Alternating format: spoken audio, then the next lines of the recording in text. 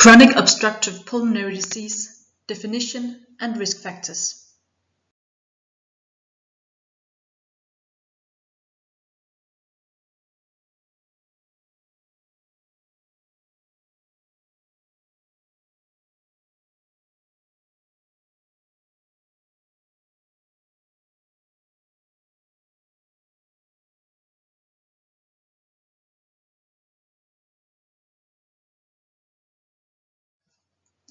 Why is COPD an important disease?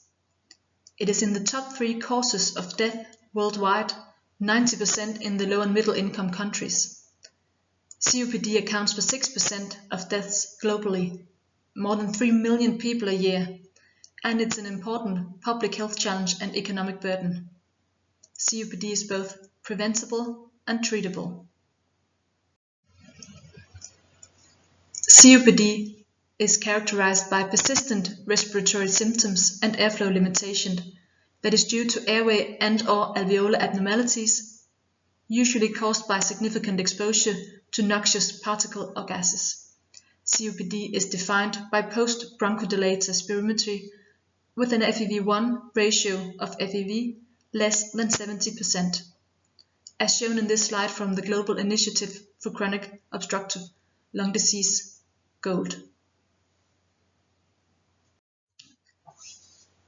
COPD definition is a persistent respiratory symptoms and airflow limitation of FEV1 below 70%.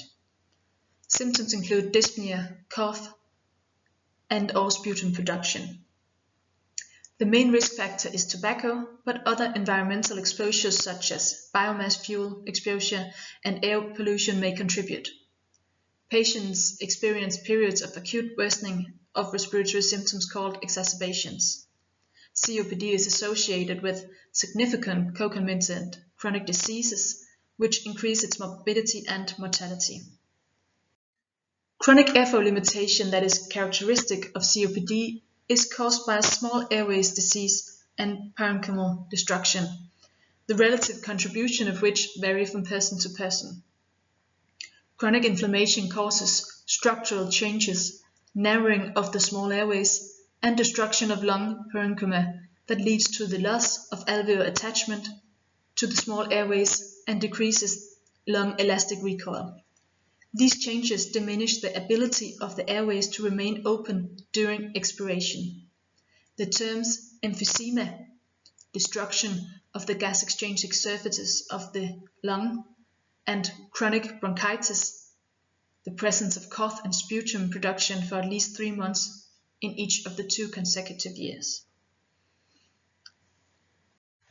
Assessment of COPD severity by GOLD definition is determining the level of airflow limitation as seen here.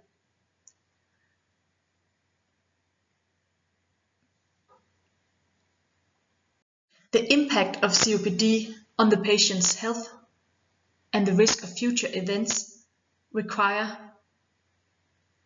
other assessments. The MRC scale, dyspnea scale, is seen here.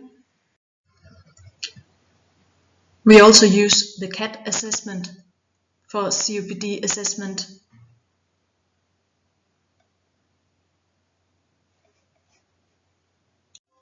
And all together can be used as an assessment tool according to the GOLD guidelines.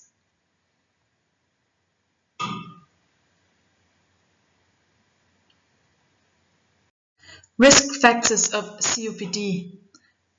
The most well-studied risk factor is smoking.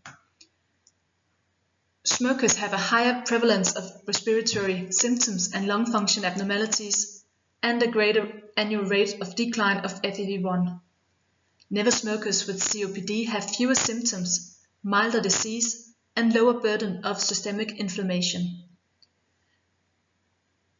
There is a complex interaction between genes and the environment. Less than 50% of smokers develop COPD during their lifetime. In Denmark, there are 14,000 annual deaths due to smoking, thereof approximately 5,500 due to COPD. Other tobacco smoking are also risk factors. However, cigarette smoking is the main risk factor.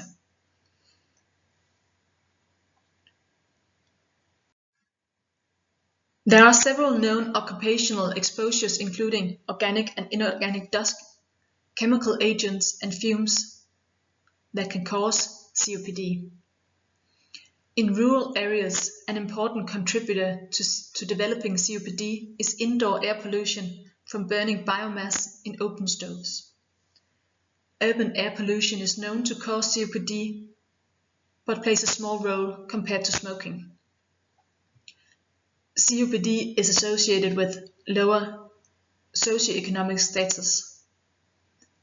Asthma and airway hyperreactivity increase the risk of developing COPD, also after adjusting for smoking status. Pulmonary infections are known to play a role in exacerbation, but unclear if it accelerates the decline in FEV1.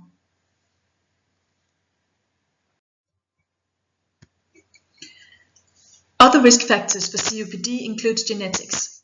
The genetic risk factor that is best documented is a severe hereditary deficiency of alpha-1 antitrypsin. Alpha-1 antitrypsin is the major circulating inhibitor of serine proteases.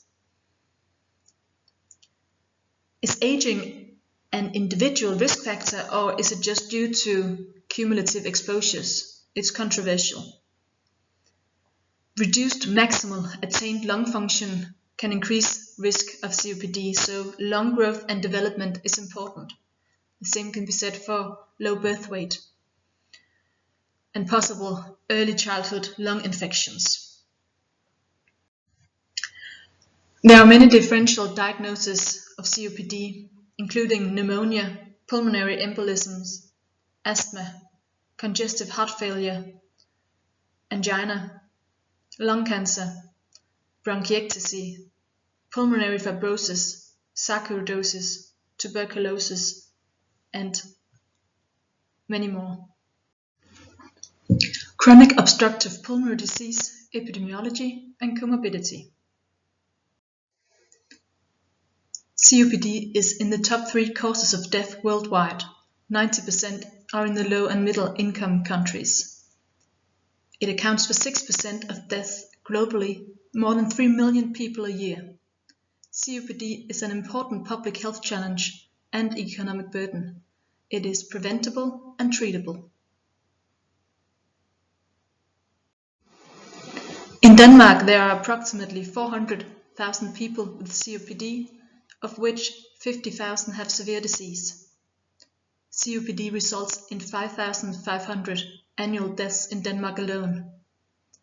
There are 20,000 hospital admissions a year due to COPD, and the healthcare expenses are huge, about 3 billion in annual healthcare costs.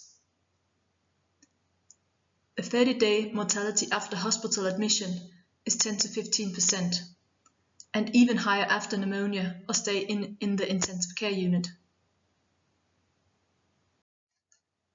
There are many comorbidities to COPD. Concomitant chronic diseases linked to the same risk factors such as smoking, aging, and inactivity. Airflow limitation can lead to changes in cardiac function and gas exchange. Inflammatory mediators in the circulation can lead to skeletal muscle wasting and cachexia, and worsen other comorbidities. The most common comorbidities include cardiovascular disease, diabetes, osteoporosis, metabolic syndrome, obstructive sleep apnea, cachexia and loss of muscle strength, gastroesophageal reflux syndrome, anxiety, depression, and cognitive dysfunction.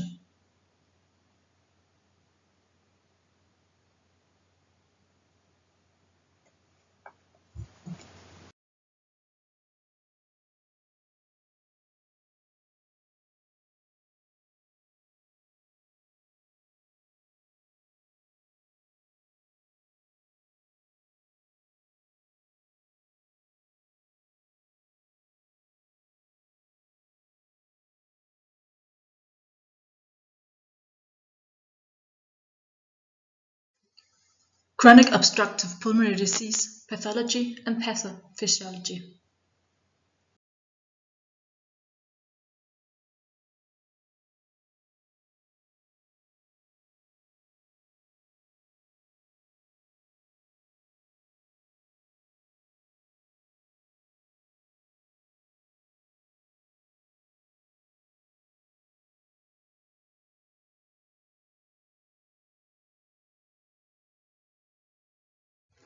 Inhalation of cigarette smoke and other noxious particles causes lung inflammation. Increased number of specific inflammatory cells, including macrophages, neutrophils and lymphocytes, in peripheral airways, lung parenchyma, pulmonary vessels, and for some, increased eosinophils, and thereby causes structural changes. The chronic inflammation response induces parenchymal tissue destruction, which leads to emphysema. Disruption of normal repair and defense mechanisms causes small airway fibrosis and results in gas trapping and progressive airflow limitation. Oxidative stress and an excess of proteinases in the lungs are likely to further modify lung inflammation.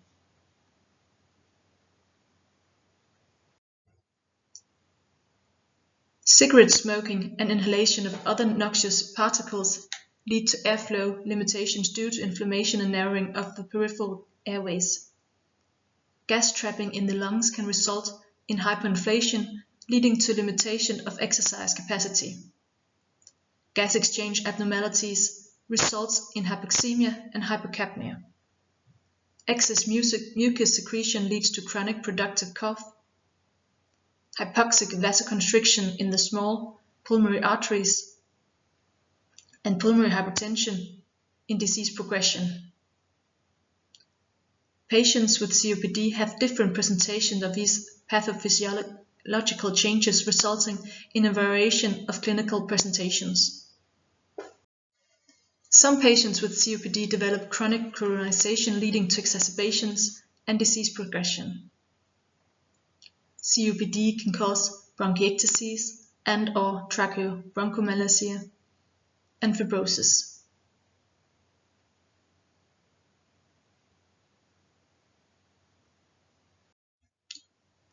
This slide displays a simplified diagram of FEV1 over time. Normal curve is green, with the highest FEV1 reached in the age of 20 to 30 years of age, thereafter slowly decreasing. Yellow line displays smaller lungs without COPD, red normal size lungs with COPD and a rapid decline of FEV1 over time, and blue is small lungs with COPD.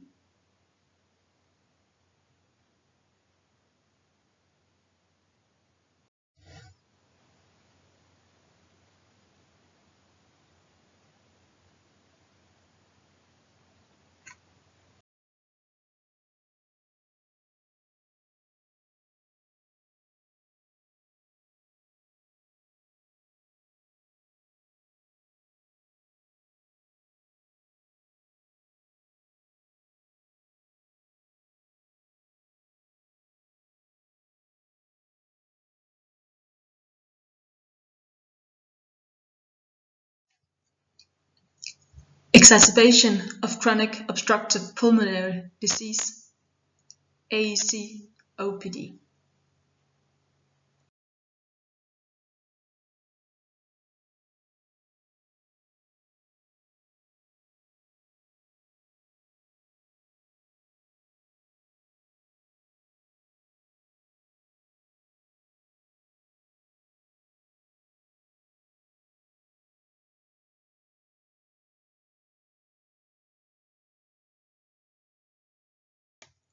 An exacerbation of COPD is an acute worsening of respiratory symptoms that lead to additional therapy.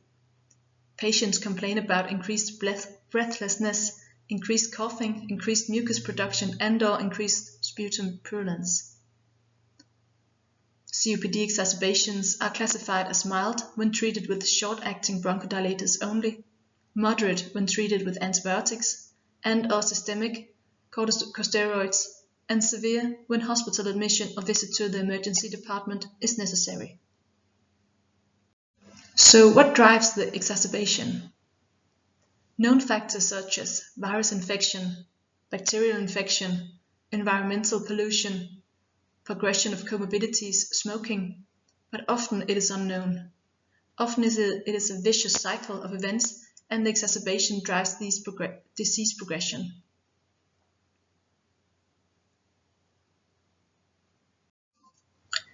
There are many differential diagnoses in COPD exacerbation, and investigation in the emergency patient are necessary.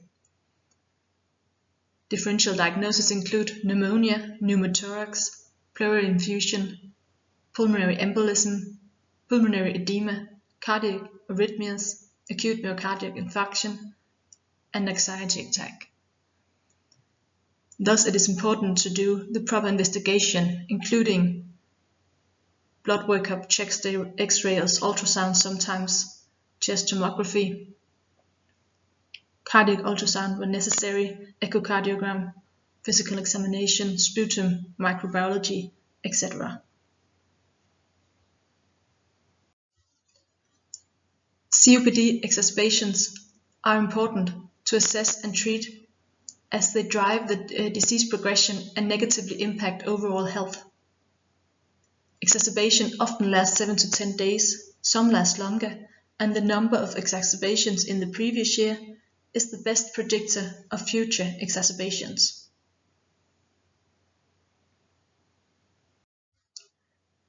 Treatment of COPD exacerbations will be covered at the course. However, some considerations are in order. Bronchodilators, oxygen therapy, antibiotics, corticosteroids, non-invasive mechanical ventilation, watch separate webcast, intensive care therapy, treatment of comorbidity.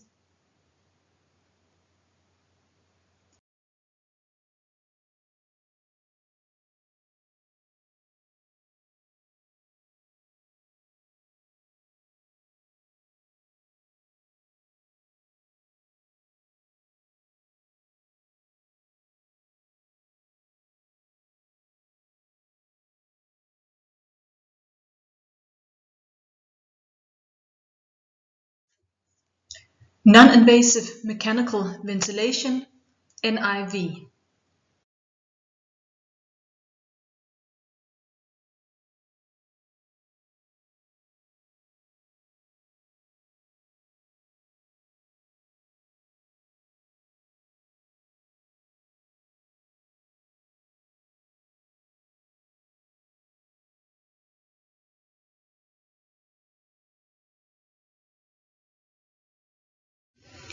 Non-invasive mechanical ventilation offers ventilatory support through the patient's upper airway using a mask as an alternative to intubation for patients with COPD exacerbation with type 2 respiratory failure.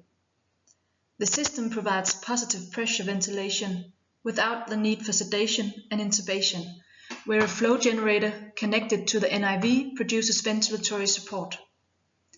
The patient wear a full face mask or nasal mask. NIV is an add-on treatment of type 2 respiratory failure in COPD exacerbation. Watch separate e-learning.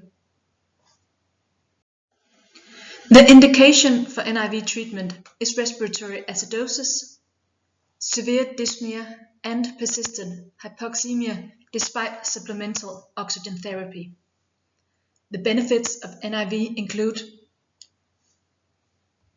treatment options that is short and intermittent.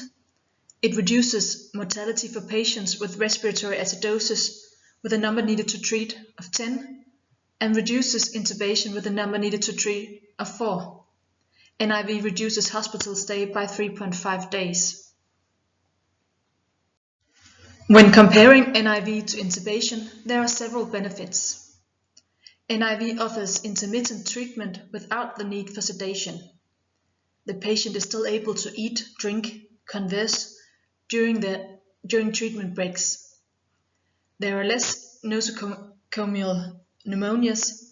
However, NIV is not suitable for severe hypoxemia, patients with impaired consciousness, or heavy secretion. On the other hand, intubation is preferable for patients with severe hypoxemia, patients with profuse respiratory secretion, or impaired consciousness. It provides the benefit of continuous monitoring and continuous treatment. However, it requires sedation, and weaning off the ventilator is often difficult. There are few contraindications for NIV treatment. NIV is not suitable for severe hypoxemia, patients with impaired consciousness or heavy secretion. It cannot be used in patients with facial deformation, burns, or trauma. Pneumothorax is a relative contraindication. When a chest tube is in place, NIV treatment can be administered to a patient with pneumothorax. So, how does it work? The NIV machine is triggered by the patient's respiration. When the patients breathe in, the pressure changes in the machine, providing inspiratory positive airway pressure. And when the patients breathe out, it triggers the machine to provide a lower expiratory positive airway pressure.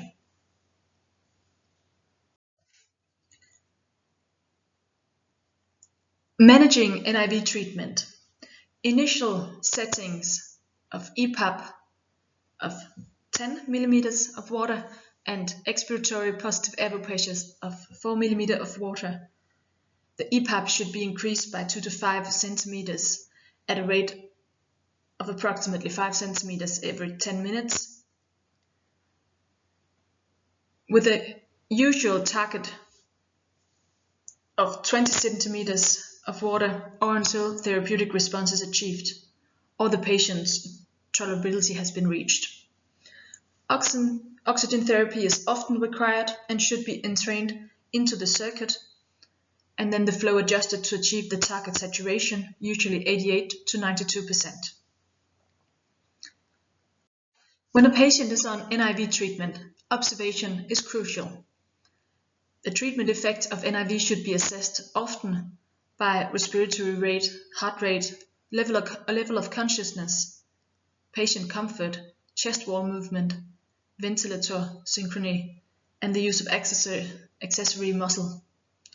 The treatment effect must be evaluated and adjusted, and a management plan in the event of NIV failure should be made at the onset. Patients who benefit from NIV treatment during the first 4 hours of treatment should receive NIV for as long as possible during the first 24 hours. Treatment should last until the acute cause has resolved, commonly about 2 to 3 days, and breaks from NIV should be made for drug therapy, physiotherapy, meals. And after successfully weaning during the day, many patients require an additional night on NIV.